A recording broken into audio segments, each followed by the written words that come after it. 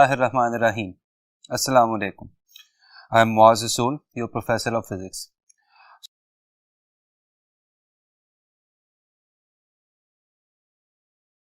Students, last lecture में हम लोगों ने यूनिट नंबर 9 यानी इलेक्ट्रोस्टैटिक्स के सिलसिले में टेस्ट नंबर 1 डिस्कस किया था। आज हमने उसी यूनिट के सिलसिले में यानी इलेक्ट्रोस्टैटिक्स के ही सिलसिले में टेस्ट नंबर 2 डिस्कस करना है। तो आइए बहुत ज्यादा टाइम जाया किए बगैर अपना काम शुरू करते हैं।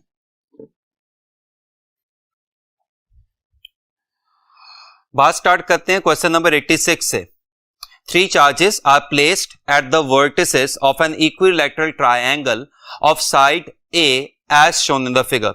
The force experienced by the charge placed at the vertex A in a direction normal to the BC is which charge exerts more force on the charge at vertex A? तो दो सवाल आपसे पूछे गए हैं। एक तो आपने A पे फोर्स निकालनी है परपेंडिकुलर बाइसेक्टर के अलोंग जो BC के परपेंडिकुलर है, और दूसरी चीज आपने ये बतानी है कि A पे कौन सी चार्ज ज्यादा फोर्स लगा रहा, और दूसरी चीज आपने ये बतानी है कि A पे कौन सा चार्ज ज्यादा फोर्स लगा रहा है। अब जरा ध्यान से इसका सॉल्यूशन देखिएगा। A पे प्लस चार्ज है और B पे माइनस चार्ज है। इसका मतलब A B को अपनी तरफ क्या करेगा? अट्रैक्ट करेगा। अगर A B को अपनी तरफ अट्रैक्ट करेगा तो ये मैंने फोर्स बना दी है F1। तो इस F1 के दो कंपोनेंट्स बनेंगे, F1x and F1y। F1x F1y। अब A और C पे एक दूसरे से सिमिलर चार्ज हैं। इसका मतलब A C को F2 के तहत क्या करेगा? रिपेल करेगा। तो F2 के भी दो कंपोनेंट बन जाएंगे। जरा ध्यान से देखिएगा, F2y F2x। अब उसने हमें क्या कहा है कि BC के परपेंडिकुलर यानी इस लाइन के अलोंग बताएं कितनी फोर्स लग रही है। तो मेरे हाथ से आपको क्लियरली दिखाई दे रहा है कि इस लाइन के अलोंग आपको दो फोर्सेस दिखाई दे रही हैं, F1y ऊपर की तरफ और F2y नीचे की तरफ। ये दोनों फोर्सेस एक दूसरे को क्या करेंगी? कैंसल करेंगी। रिजल्ट BC के इस परपेंडिकुलर बाइसेक्टर के अलोंग कोई फोर्स नहीं लग रही होगी, और तमाम चार्जेस की अमाउंट आपको क्या दिखाई दे रही है? सेम। इसका मतलब तमाम चार्जेस एक दूसरे पे मैग्नीट्यूड वाइज इक्वल फोर्स लगा रहे होंगे, यानी परपेंडिकुलर बाइसेक्टर के अलोंग फोर्स क्या होगी? 0, और A पर दोनों चार्जेस इक्वल फोर्सेस लगा रहे होंगे, यानी आपके 86th MCQ का आंसर क्या होगा? 40। Question number 87। A large non-conducting sheet S is given a uniform negative charge density. Two uncharged small metal plates A and B are placed near the sheet as shown. Which of the following is true? इनमें से कौन सही है? अब जरा ध्यान से देखिएगा, ये आपके पास शीट S है कि जिस पे कौन सा चार्ज आपने अपियर करवा दिया? नेगेटिव। जो ही आप इस शीट S के करीब ये A लेके आएंगे और ये B लेके आएंगे तो एक फिनोमिनन हो जाएगा, आप सबको पता है, इलेक्ट्रोस्टैटिक इंडक्शन, जिसके नतीजे में S पे कौन सा चार्ज है? नेगेटिव। तो A का ये किनारा क्या हो जाएगा? पॉजिटिव, और ये किनारा क्या हो जाएगा? नेगेटिव। अब अगर A का ये किनारा क्या हो रहा है? नेगेटिव, तो B का ये किनारा क्या हो जाएगा? पॉजिटिव, और B का ये किनारा क्या हो जाएगा? नेगेटिव। इसका मतलब क्या हुआ कि A B को क्या करेगा? अट्रैक्ट करेगा। S भी A को क्या करेगा? अट्रैक्ट करेगा, और S भी B को क्या करेगा? अट्रैक्ट करेगा। यानी यहां पे तमाम S A एंड B तमाम एक दूसरे तीसरे को क्या कर रहे हैं? अट्रैक्ट कर रहे हैं। कहीं पे कोई रिपल्सिव फोर्स आपको दिखाई नहीं दे रही। लिहाजा 87th MCQ का आंसर क्या होगा? डेल्टा। ऑल ऑफ दीज, यानी सारी ऑप्शंस बिल्कुल सही लिखी हुई हैं। Question number 88। An electric dipole is placed in a uniform electric field. The net electric force on the dipole is. A dipole contains two equal and opposite charges separated by a small distance. यानी separated by small distance पे बाद में कभी बहस करेंगे, ज्यादा अहम बात मैं पहले कर चुका हूं, इक्वल एंड ऑपोजिट चार्जेस। इसका मतलब डायपोल पे नेट चार्ज क्या होगा, जीरो। तो फिर डायपोल पे नेट इलेक्ट्रिक फोर्स भी क्या होगी, जीरो होगी, जैसा कि कैलकुलेशन में यहाँ पे दिखाया भी हुआ है। ये देखें एफ नेट क्या होगी, एक चार्ज पे लगने वाली फोर्स प्लस दूसरे चार्ज पे लगने वाली फोर्स। फर्स्ट करें, पहला चार्ज क्या है पॉजिटिव, तो उस पर क्या फोर्स लगेगी, प्लस क्यू ई, और दूसरा चार्ज क्या है नेगेटिव, तो उस पर क्या फोर्स लगेगी, माइनस क्यू ई। तो नेट फोर्स का आंसर क्या आ जाएगा, जीरो। यानी 88 एमसीक्यू का आंसर क्या आएगा, alpha is always zero. Question number 89, a point charge at a distance x from another point charge experiences a force of attraction. Which one of the following graphs shows how the force is related to x? यानी आपने force का distance से relationship बताना है। Coulomb's law के मुताबिक force का formula क्या होता है, F इक्वल्स के Q1 Q2 over R square या x स्क्वायर, जबकि x क्या है, दोनों चार्जेस के दरमियान का फासला। तो ये क्या शो कर रहा है कि कूलम फोर्स x स्क्वायर के क्या है, इनवर्सली प्रोपोर्शनल है। अब इसको बोलने का दूसरा तरीका सुने, coulomb force 1 over x square के डायरेक्टली प्रोपोर्शनल है। मैं फिर बोल रहा हूं, इस रिलेशनशिप को बोलने के दो तरीके हैं। Number 1, Coulomb force is inversely proportional to x square, and number 2, Coulomb force is directly proportional to 1 over x square. तो जब आप f और 1 ओवर x स्क्वायर का ग्राफ बनाएंगे तो डायरेक्ट प्रोपोर्शन की वजह से ग्राफ क्या आएगा, inclined straight line with a uniform positive slope. आपके 88 एमसीक्यू का आंसर क्या आएगा, सॉरी आपके 89th एमसीक्यू का आंसर क्या आएगा, alpha. Question number 90, a sphere of charge plus Q is fixed in position.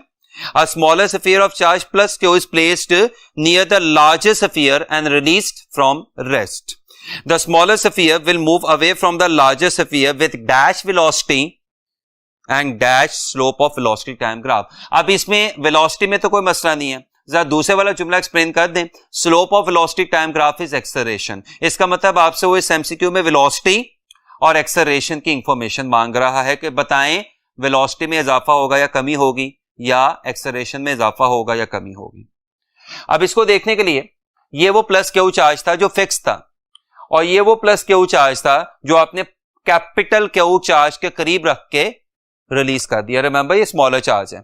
अब जब ये स्मॉलर चार्ज इस बड़े चार्ज के करीब रख के आप रिलीज करेंगे तो फोर्स ऑफ रिपल्शन की वजह से ये छोटा चार्ज बड़े चार्ज से किधर जा रहा होगा, अवे जाना शुरू कर देगा। और जब भी कोई पॉजिटिव चार्ज पॉजिटिविटी से दूर जाता है तो वो रिपल्शन की वजह से मूव कर रहा है, नतीजा उसकी वेलोसिटी में क्या होना शुरू हो जाएगा, इजाफा। तो ये जो इंक्रीजिंग है ये वेलोसिटी के लिए, लेकिन जैसे जैसे ये स्मॉल क्यू चार्ज इस कैपिटल क्यू चार्ज से दूर जाता जाएगा, दोनों चार्जेस में डिस्टेंस यानी आर बढ़ता जाएगा। तो कूलम्स लॉ के मुताबिक जब आर बढ़ेगा तो दोनों चार्जेस के दरमियान लगने वाली कूलम फोर्स कम होना शुरू हो जाएगी। और न्यूटन सेकंड लॉ के मुताबिक चूंकि मास तो कांस्टेंट है, इसका मतलब A is directly proportional to F। तो अगर F क्या हो रहा है यानी कूलम फोर्स क्या हो रही है, कम हो रही है, तो एक्सेलरेशन भी क्या होना शुरू हो जाएगा, कम होना शुरू हो जाएगा, यानी decreasing acceleration. It means as far as velocity is concerned it will be increasing, but where as acceleration goes it will be decreasing. लिहाजा आपके 90th एमसीक्यू का आंसर क्या होगा, चार्ली, यानी वेलोसिटी में इजाफा होगा और एक्सेलरेशन में कमी होगी। Question number 91, the force between two charged spheres with charges Q1 equals +8 coulomb and Q2 equals -4 coulomb is 32 Newton.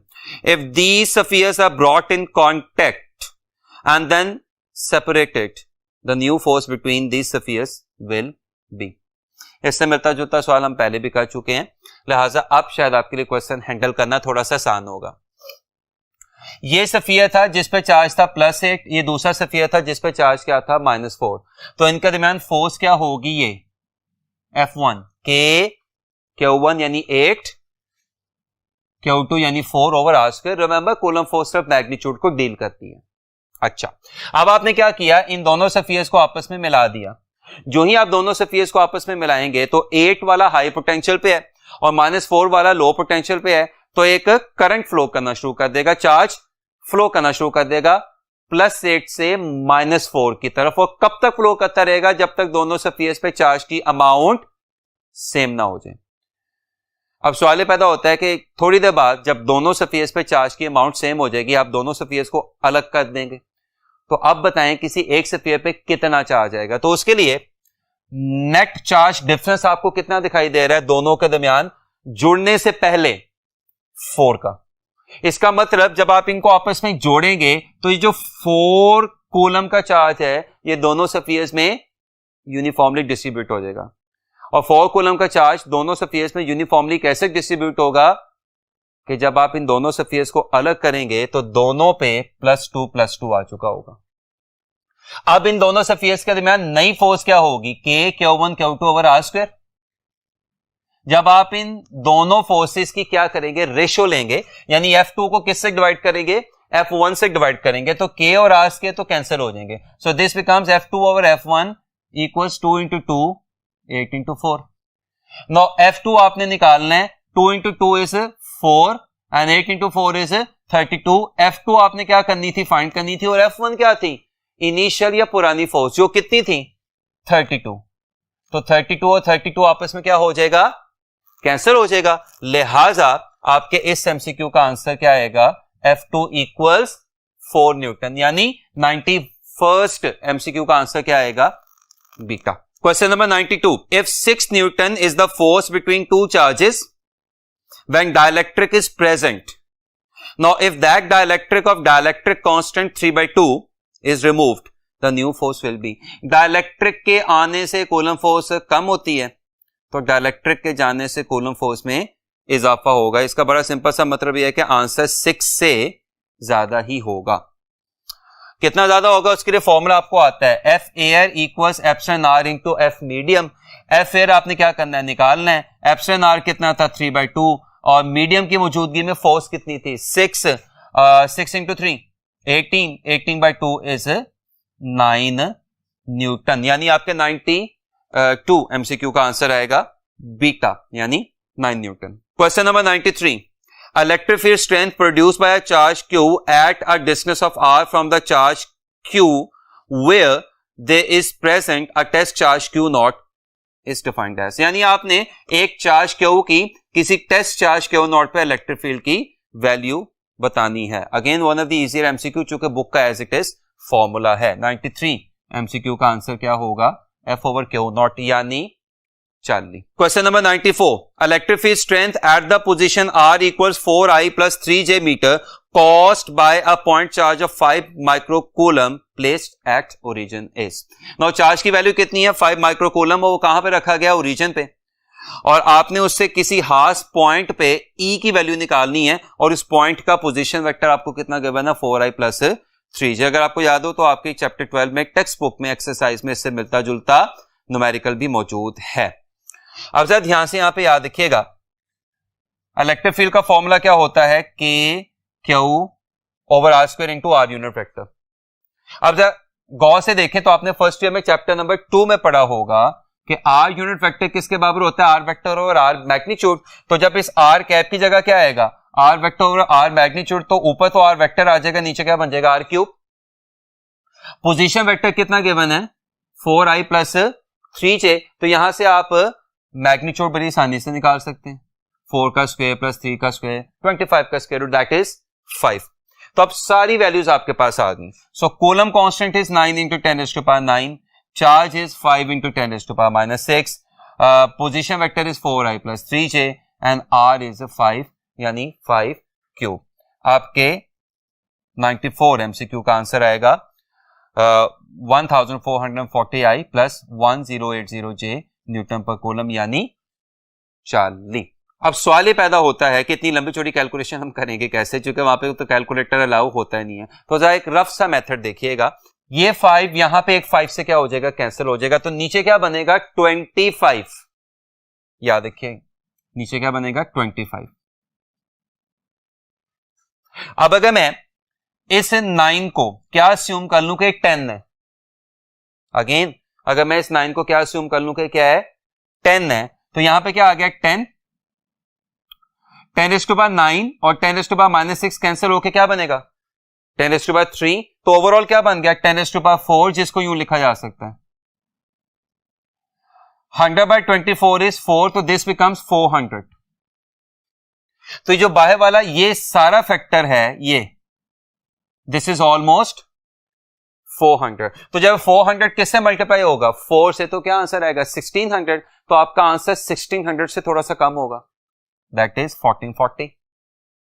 जो कि रिमेंबर हमने 9 को 10 बनाया था। और इसी तरह जब ये 400 किससे मल्टीप्लाई होगा? 3 से, तो क्या आंसर आएगा? 1200। तो इसका मतलब आपका दूसरा फैक्टर 1200 से थोड़ा सा कम होगा, 1080। इस तरह से आप कैलकुलेशन को रफ तरीके से करके एग्जैक्ट आंसर का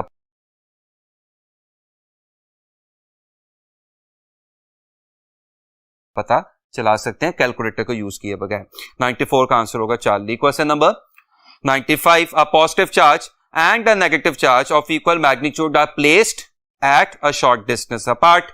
Which diagram best represents the associated electric field? आपको पता है कि इलेक्ट्रिक फील्ड पॉजिटिव चार्जेस से स्टार्ट होती है और नेगेटिव चार्जेस पे वाइंड अप होती है, लिहाजा यानी पॉजिटिव चार्जेस से स्टार्ट होती है और नेगेटिव चार्जेस पे वाइंड अप होती है। आपकी बुक में भी एक डायग्राम बनी हुई है। 95 का आंसर होगा beta. Question number 96, 2 point charges minus q and plus q are situated as shown in the figure. Figure आपके सवाल में भी बनी हुई है, फिगर मैंने यहां पे व्हाइट बोर्ड पे भी बना दी है। At which point could the resultant field due to these charges be 0? आप देख सकते हैं कि एक चार्ज क्या है -2q और दूसरा चार्ज क्या है +q। ये ऑपोजिट चार्जेस हैं, इक्वल मैग्नीट्यूड के नहीं है लेकिन ऑपोजिट चार्जेस हैं। ऑपोजिट चार्जेस के लिए नल पॉइंट दरमियान में लाई कर ही नहीं सकता, इसका मतलब B is not possible, C is not possible. अब दो ही पॉसिबिलिटीज हैं, या तो आपके इस MCQ का आंसर होगा A या आपके इस MCQ का आंसर होगा D। याद रखिएगा मैंने आपको क्या बताया था कि ऑपोजिट चार्जेस के अगर मैग्नीट्यूड सेम ना हो तो फिर नल पॉइंट कहां पे लाई करता है? छोटे वाली चार्ज की सराउंडिंग में। अब ये मैग्नीट्यूड वाइज बड़ा है और ये मैग्नीट्यूड वाइज छोटा है, लिहाजा नल पॉइंट कहां पे लाई करेगा? छोटे वाली चार्ज की सराउंडिंग में, यानी ए भी पॉसिबल नहीं है। तो आपके इस MCQ का आंसर होगा डी और ऑप्शन होगी अल्फा। 96 का alpha answer. Question number 97, in bringing a positron towards a proton electrostatic potential energy of the system. जब आप एक पॉजिट्रॉन को प्रोटॉन के करीब लेके आते हैं तो बताएं सिस्टम की पोटेंशियल एनर्जी पे क्या फर्क पड़ेगा? तो जब आप एक पॉजिट्रॉन को प्रोटॉन के करीब लेके आ रहे हैं या प्रोटॉन को पॉजिट्रॉन के करीब लेके आ रहे हैं या दोनों को एक दूसरे के करीब लेके आ रहे हैं, तो दोनों को लगातार किसका सामना करना पड़ेगा? रिपल्शन का, because they are like charges. तो जब पॉजिट्रॉन प्रोटॉन के करीब आएगा तो रिपल्सिव फोर्स में क्या होता जाएगा? इजाफा। ऑपोजिशन में क्या होता जाएगा? इजाफा होता जाएगा, यानी रिपल्शन बढ़ती जाएगी। नतीजतन करीब आते हुए पॉजिट्रॉन की स्पीड कम होती जाएगी और जब स्पीड कम होगी तो क्या कम होगी? काइनेटिक एनर्जी कम होगी। और टोटल एनर्जी को कांस्टेंट रखने के लिए जब काइनेटिक एनर्जी कम होगी तो पोटेंशियल एनर्जी में इजाफा होगा। 97th MCQ का आंसर क्या होगा? Delta. Question number 98, 2 charges of +5 microcoulomb each are kept at a distance of 5 metre from each other, their potential energy will be. अगर आपको याद हो तो लेक्चर में मैंने आपको Coulomb force, electric field, electric potential और इलेक्ट्रिक पोटेंशियल एनर्जी के मिलते जुलते चारों फॉर्मूला एक टेबल में लिख के दिखाए थे। उन्हीं में से एक फॉर्मूला था पोटेंशियल एनर्जी का, which is K Q over R। K is coulomb constant, that is 9 into 10⁻⁹। Charge दोनों का कितना है? 5 माइक्रोकूलम और दोनों के दरमियान डिस्टेंस कितना है? 5। Again one of the easy calculations. ये 5 और 5 क्या हो जाएगा? कैंसल। 5 into 9 क्या बनेगा? 45। 9 और -12 क्या होगा? 10⁻³ और जब आप 45 को 4.5 बनाएंगे तो आंसर क्या आ जाएगा? 4.5 into 10⁻² जूल। 98 का आंसर क्या होगा? चलिए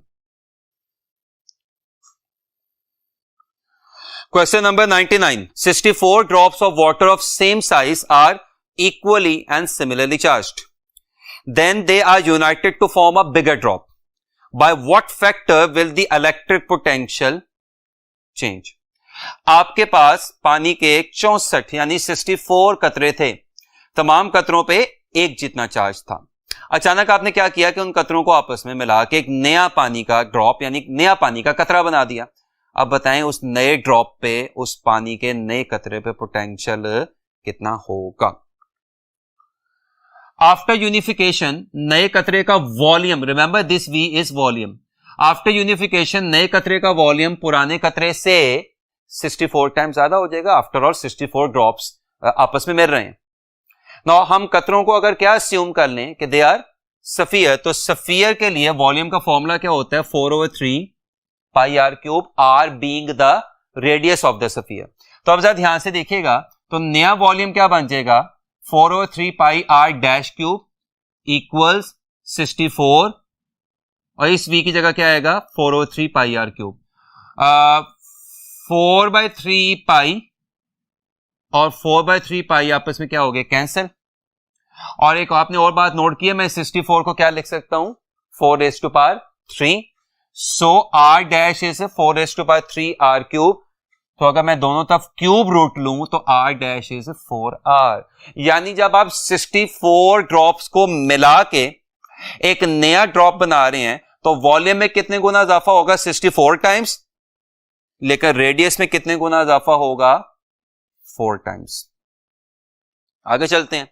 जब एक कतरा था तो उसके पोटेंशियल का फॉर्मूला क्या होगा KQ/R। Q क्या है उस एक कतरे पे चार्ज और R क्या है उस एक कतरे का रेडियस। अब आपने 64 चार्जेस वाले कतरों को आपस में क्या कर दिया मिला दिया, तो अब नया पोटेंशियल क्या होगा। रिमेंबर अब ये V किसको शो कर रहा है पोटेंशियल को, K वैसे का वैसा और कितने कतरे आपस में मिल गए 64, तो Q की जगह क्या आ जाएगा 64। और अभी हमने कैलकुलेशन में साबित किया कि रेडियस में कितने गुना इजाफा हो जाएगा 4 टाइम्स का। तो इस 64 और 4 कैंसिल होके क्या बनेगा 16 और ये जो बाकी सारा है KQ/R ये किसके बराबर है एक कतरे के पोटेंशियल का। यानी अब उस नए ह्यूज कतरे का पोटेंशियल पुराने किसी भी कतरे के पोटेंशियल से 16 टाइम्स एक्सीड कर जाएगा, 16 गुना ज्यादा हो जाएगा। 99th MCQ का आंसर क्या होगा अल्फा। इस इंतहाई लेंथी MCQ का एक शॉर्टकट भी है जो आपको ये MCQ इंतहाई तेजी से सॉल्व करने में भी मदद दे सकता है। वो शॉर्टकट ये है new potential is equal to n⁻² 2/3 into old potential. अब जरा ध्यान से यहां पे देखें तो आपको नजर आना शुरू हो जाएगा कि इससे ये MCQ with in second solve हो जाएगा। नंबर ऑफ ड्रॉप्स कितने आपस में मिले थे 64, तो n क्या है 64 और मैं 64 को क्या लिख सकता हूं 4⁻³ और इसके ऊपर क्या है 2/3। ये 3 और 3 आपस में क्या हो जाएगा कैंसिल हो जाएगा, क्या बचेगा 4 का स्क्वायर। और आप देखें विद इन 5 to 10 सेकेंड्स आपके इस MCQ का आंसर क्या आ जाएगा 16V। तो सॉल्यूशन दोनों ही ठीक है, यानी वो सॉल्यूशन भी बिल्कुल ठीक है, ये सॉल्यूशन भी बिल्कुल ठीक है। चूंकि दोनों सॉल्यूशन सही हैं इसलिए सेम आंसर आ रहा है 16V।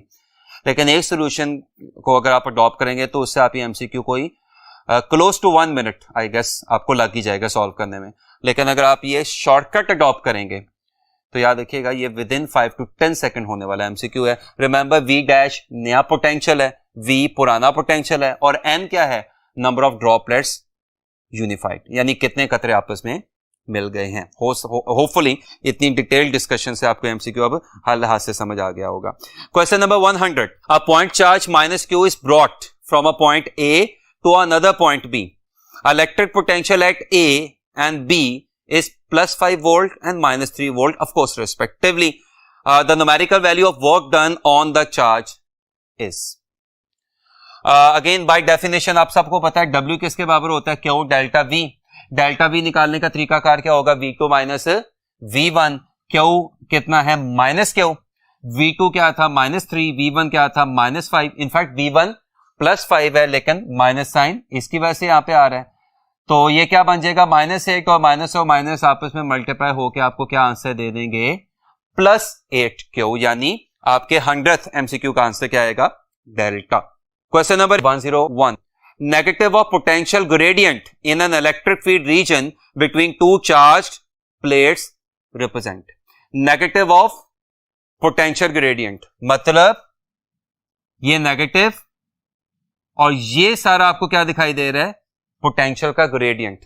पोटेंशियल में rate of change with respect to displacement. तो बाय डेफिनेशन अगर आपको याद हो कि negative of potential gradient is basically E और इलेक्ट्रिक फील्ड स्ट्रेंथ। लिहाजा आपके 101 यानी 101वें एमसीक्यू का आंसर क्या होगा, beta, electric field strength. Question number 102, electric potential at a point 3.2 centimetre away from a singly ionised lithium atom will be. अब यहां पे बहुत अहम वर्ड क्या है, सिंगली आयोनाइज्ड लिथियम एटम। इसका क्या मतलब है, इस एटम पे या अब इस एक आयन पे या तो एक इलेक्ट्रॉन की डेफिशिएंसी होगी या एक इलेक्ट्रॉन की एफिशिएंसी हो जाएगी। यानी इस पर कितना चार्ज आ जाएगा, 1.6 इंटू 10⁻⁻19 कूलम। वो प्लस भी हो सकता है और माइनस भी हो सकता है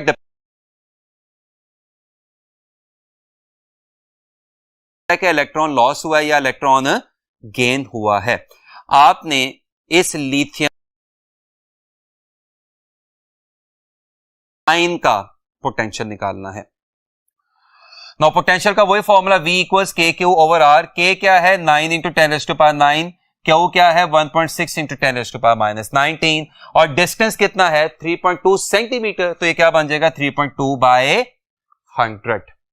जरा ध्यान से देखें तो 1.6 और 3.2 आपस में कैंसिल होके क्या बनेगा 2, और 9/2 का आंसर क्या आएगा 4.5, और बाकी सारी 10 की पावर्स हैं। मेरा नहीं ख्याल ये आपको इस बात का नहीं पता होगा कि 100 ऊपर जाके तो 10⁻+2 हो जाएगा, जिनको सॉल्व करना आपके लिए काफी आसान हो जाएगा। यानी 102 का आंसर होगा 4.5 इंटू 10⁻⁻8 वोल्ट यानी alpha. Question number 103. A capacitor has a capacitance of 2.5 into 10⁻⁸ farad.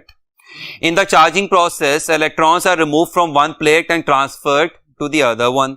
When the potential difference between the plates is 450 volt, how many electrons have been transferred? I'm sure आपको याद आ गया होगा, ये आपकी text book के chapter number 12 की exercise का last numerical है। तो बाज दफा याद रखिएगा वहां पे न्यूमेरिकल्स भी आ जाते हैं। इनफैक्ट बाज दफा सॉल्व एग्जांपल भी एंट्री टेस्ट में पूछी जाती हैं। सो मैं बहुत ज्यादा टाइम ज़ाया नहीं करूंगा। I'm sure आप फॉर्मूला से फेमिलियर हैं। Q इक्वल CV, और Q की जगह क्या लिखा जा सकता है Ne, जबकि N क्या है नंबर ऑफ इलेक्ट्रॉन्स और E क्या है एक इलेक्ट्रॉन का चार्ज। सो यहां से अगर मैं N की वैल्यू निकालूं तो फॉर्मूला जो इस MCQ को सॉल्व करेगा वो क्या है CV ओवर E।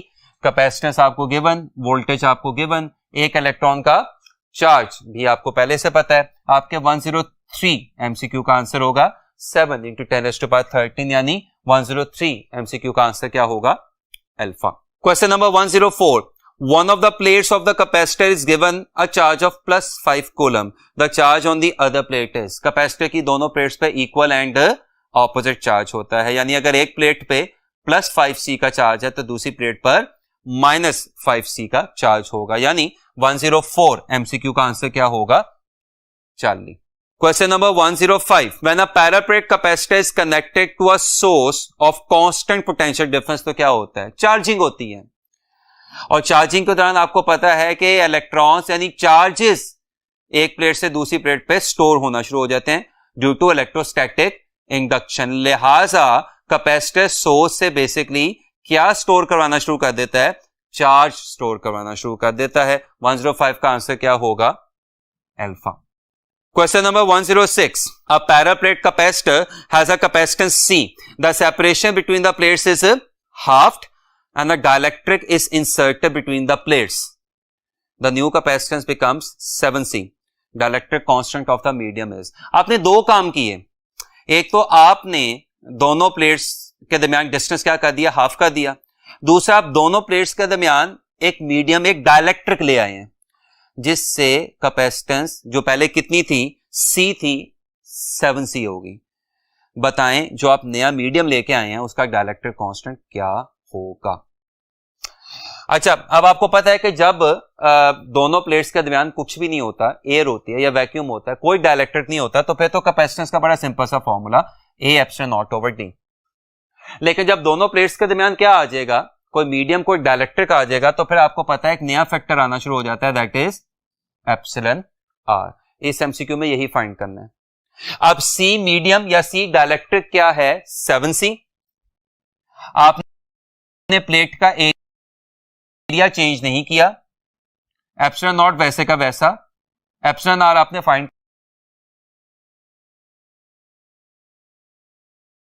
दूसरी चेंज आपने क्या की थी कि दोनों प्लेट्स के दरमियान डिस्टेंस पहले के मुकाबले में क्या कर दिया है? हाफ कर दिया। अब जरा ध्यान से देखें तो ये 7C वैसे का वैसा नीचे आ गया, ये 2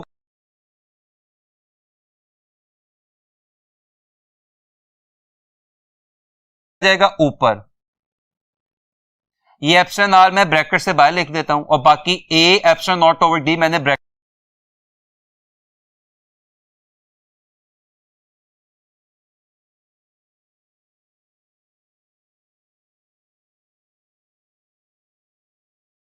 के अंदर लिख दिया। तो ये ब्रैकेट के अंदर देखें आपको क्या दिखाई दे रहा है?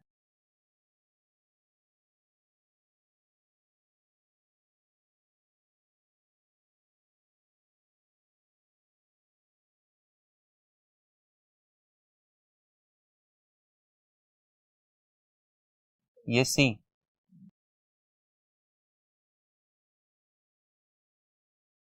तो इसका क्या मतलब हुआ? ये 7C वैसे का वैसा, ये 2 वैसे का वैसा, एप्सिलॉन आर वैसे का वैसा, और इस सारे की जगह क्या लिखा जाएगा? सी। और जब ये सी और सी आपस में क्या हो जाएंगे? कैंसिल, और ये 2 उधर जाके 7 से क्या होगा?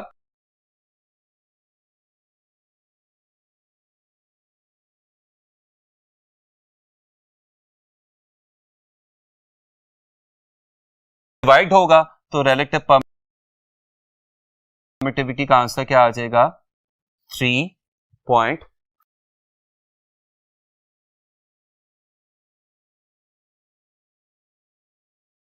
यानी 106 का आंसर क्या होगा?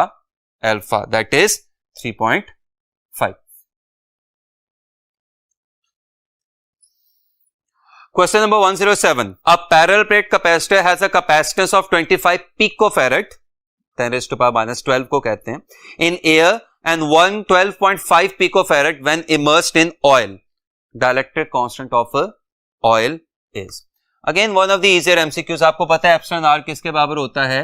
C dielectric over C air. Dielectric की मौजूदगी में कैपेसिटेंस कितनी थी? 112.5। एयर की मौजूदगी में कैपेसिटेंस कितनी थी? 25। तो आपके 107th MCQ का आंसर आ जाएगा अल्फा, यानी 4.5। Question number 108. A battery is permanently connected to a parallel plate capacitor and the energy stored is 10 joules. When one plate is moved so that the separation of the plates is halved, the energy now stored in joules is. आपके पास एक capacitor था, उसमें कितनी energy store थी? 10 joule. उसके साथ क्या attach हुआ था? सेल रिमूव किए बगैर आपने सिंपली दोनों प्लेट्स के दरमियान डिस्टेंस क्या कर दिया है? हाफ कर दिया। बताएं कितनी एनर्जी स्टोर होगी? अब एनर्जी की वैल्यू क्या होगी? आप सबको पता है कि एनर्जी स्टोर का फॉर्मूला क्या होता है? Half CV²। और आप सबको पता है कि C किसके बराबर होता है? A epsilon naught over D। लिहाजा आप देखें तो ये फॉर्मूला चेंज होके क्या हो जाएगा? ये 1/2 वैसे का वैसा, V² वैसे का वैसा, A epsilon naught over D। 2 constant, plate का एरिया चेंज नहीं हुआ, A constant, epsilon naught constant, और cell is continuously attached with the capacitor. It means energy is inversely proportional to separation between the plates. और आगे तो ये सवाल अब जुबानी भी हो सकता है। सेपरेशन आपने क्या कर दी? हाफ कर दी। D क्या हो गया? हाफ हो गया, तो एनर्जी पहले के मुकाबले में डबल यानी ट्वाइस हो जाएगी। अगर पहले कितनी एनर्जी स्टोर थी? 10 जूल, तो अब कितनी एनर्जी स्टोर हो जाएगी? 20 जूल। आपके 108 MCQ का आंसर क्या आएगा? 20 जूल यानी 40। Question number 109. Which of the following is not the expression for electric potential energy stored in a capacitor? So again one of the easier MCQs.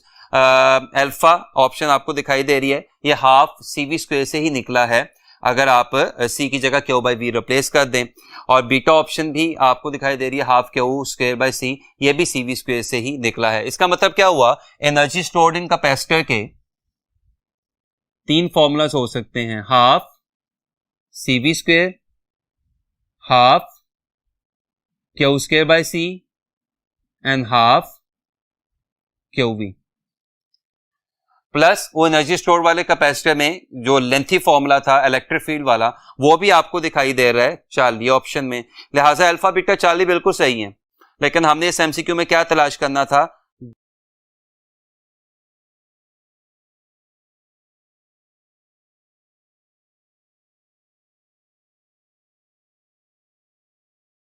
Answer तलाश करना था।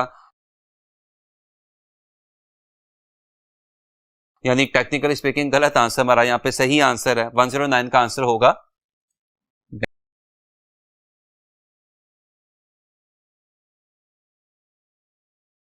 Delta. Question number 110 capacity of a parallel plate capacitor is 5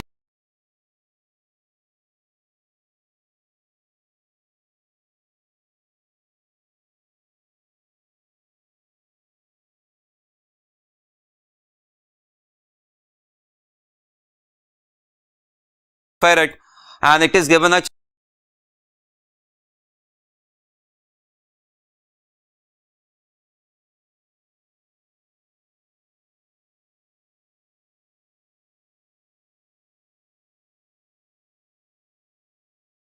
charge of 20 microcoulomb.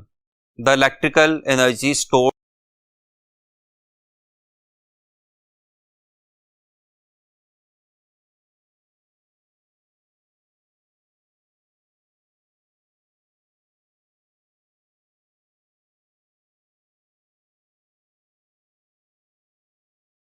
in erg is. Erg is the unit of energy or work in CGS system और relationship क्या होता है 1 erg is equal to 10 raised to power minus 7 joule MCQ within MCQ ये पूछा जा सकता है। अच्छा अब फॉर्मूला अभी मैंने आपके साथ डिस्कस किया half Q square over C Q square over 2c कह लें या half Q square over C कह लें। चार्ज कितना था 20 माइक्रोकूलम यानी 20 into 10 raised to power minus 6 दो दफा आ जाएगा। 2 is a part of the formula and capacitance कितनी थी 5 into 10 raised to power minus 6। जरा ध्यान से देखिएगा 5 इंटू 2 10 ये 10 एक जीरो से क्या हो जाएगा कैंसिल हो जाएगा और बाकी इसका मतलब एक 2 इंटू 2 क्या बनेगा 4 और जब 10 की पावर सॉल्व होंगी तो that becomes 10 raised to power minus 5 joule. Now this can also be written as 400 into 10 raised to power minus 7 joule और 10 raised to power minus 7 joule क्या है erg, so this can be written as 400 erg या 400 into 10 raised to power 0 erg, चूंकि आप सबको पता है 10 raised to power 0 किसके बराबर होता है 1k 1/10 MCQ का आंसर क्या होगा alpha. Question number 111 electric potential V at some point in space is 0, this means किसी जगह पे इलेक्ट्रिक पोटेंशियल 0 है तो बताएं वहां पे इलेक्ट्रिक फील्ड 0 हो भी सकती है और इलेक्ट्रिक फील्ड 0 नहीं भी हो सकती। 111 का आंसर होगा 40 यानी इलेक्ट्रिक फील्ड मे और मे नॉट बी 0 और नॉन 0। क्यों पोटेंशियल 0 होने का मतलब पोटेंशियल डिफरेंस का 0 होना हो भी सकता है और नहीं भी हो सकता। तो जब पोटेंशियल डिफरेंस क्या होगा 0 होगा तो इलेक्ट्रिक फील्ड भी 0 होगी और अगर पोटेंशियल डिफरेंस 0 नहीं है तो इलेक्ट्रिक फील्ड भी 0 नहीं होगी। ये बिल्कुल वही कॉन्सेप्ट है जो आपने फर्स्ट ईयर में वेलोसिटी और एक्सेलरेशन के लिए पढ़ा हुआ है कि वेलोसिटी 0 होने का मतलब एक्सेलरेशन का 0 होना हो भी सकता है और नहीं भी हो सकता। फॉर एग्जांपल कोई चीज रुकी हुई है उसकी वेलोसिटी क्या होगी 0 तो उसका एक्सेलरेशन भी क्या होगा 0, कॉमन सेंस है। लेकिन अगर कोई चीज चलते हुए अचानक रुकती है तो उसकी फाइनल वेलोसिटी तो क्या होगी 0, लेकिन उसमें अगर आपको याद हो तो नेगेटिव एक्सेलरेशन पैदा हो जाता है। बिल्कुल इसी तरह पोटेंशियल के 0 होने का मतलब इलेक्ट्रिक फील्ड का 0 होना भी हो सकता है और इलेक्ट्रिक फील्ड का नॉन 0 होना भी हो सकता है। आपके 111 एमसीक्यू का आंसर आएगा 40। Question number 112 when a charge of 3 coulomb is placed in a uniform electric field it experiences a force of 3000 Newton within this field potential difference between 2 points separated by 1 cm यानी 1 centimeter is F equals QE और आप सबको पता है कि E is equal to potential gradient यानी delta V over delta R। इसका मतलब इस E की जगह क्या लिखा जा सकता है V by D। तो अगर यहां से मैं ये V निकालूं तो वो क्या आ जाएगा FD over Q। What is force 3000, what is D, 1 centimetre यानी 1/100 एंड व्हाट इज चार्ज 3। ये 20 कैंसिल हो जाएंगे, 30/3 का आंसर आएगा 10 वोल्ट, यानी 112 का आंसर होगा alpha 10 volt. Question number 113, 2 protons are placed near a point charge q at point n and o as shown in the diagram. Which of the following describes the force on both protons correctly? Diagram आपके test में भी बनी हुई है, मैंने यहां पे भी बना दिया, इसको जरा गौर से देखिएगा। n पे भी एक प्रोटॉन पड़ा हुआ है, o पे भी एक प्रोटॉन पड़ा हुआ है, और यहां पे सेंटर पे ये तो पॉजिटिव चार्ज है ही given in the question.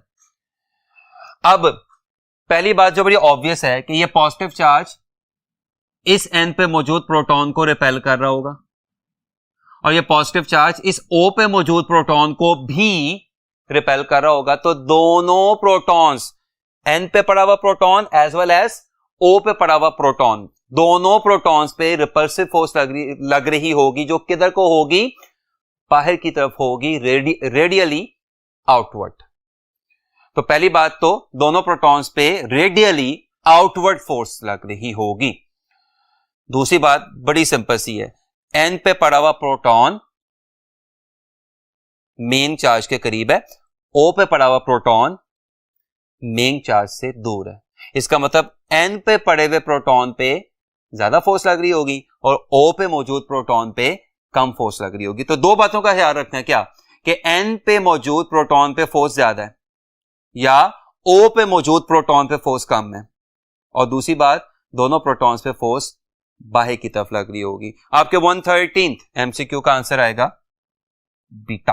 Question number 114, 2 charges of 10 microcoulomb and 14.4 microcoulomb are 12 centimetre apart, the force between them is. Coulomb's law, F equals K Q1 Q2 over R square. K कितना है, 9 × 10⁻9। पहला charge कितना था, 10 microcoulomb, remember, तो ये क्या बन जाएगा, 10 × 10⁻6। अच्छा, दूसरा चार्ज कितना था, 14.4 माइक्रोकूलम। अब इसको देखिएगा जरा, एक तो माइक्रो किस में चेंज हो गया, 10⁻6, और दूसरा 14.4 को मैं लिख सकता हूं 144/10।